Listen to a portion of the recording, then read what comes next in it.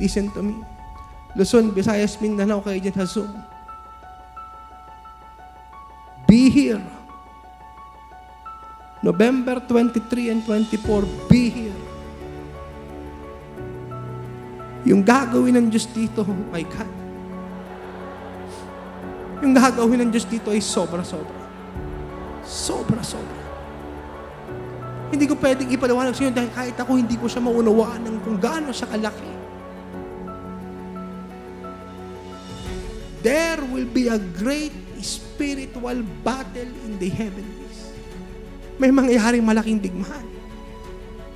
Actually, ngayon pa lamang po meron na.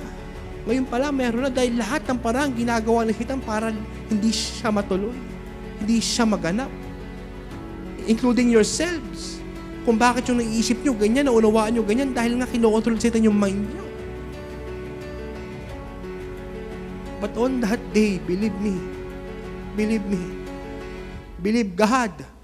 If you cannot believe me, then believe the word of God. Believe the voice of God.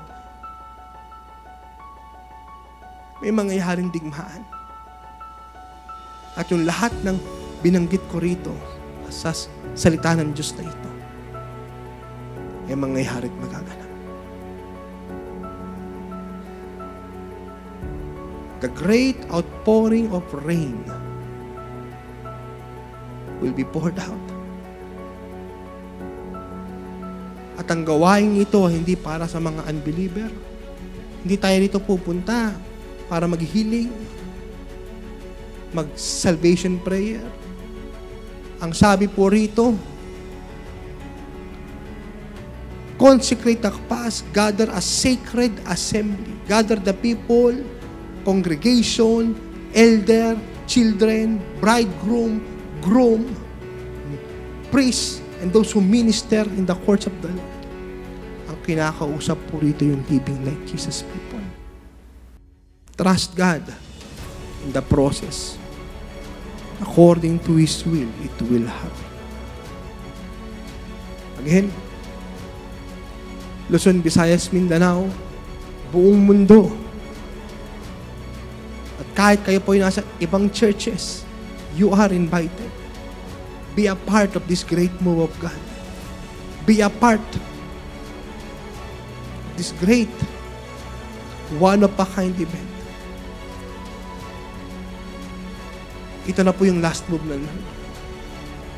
The last is the greatest. Pagtapos ito, wala na.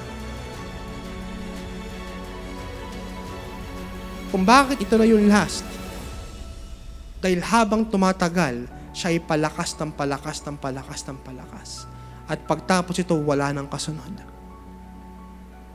Wala nang susunod dito. Wala na kayong chance ulit.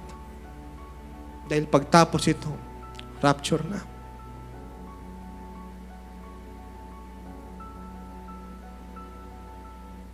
Kailangan tayo ng church.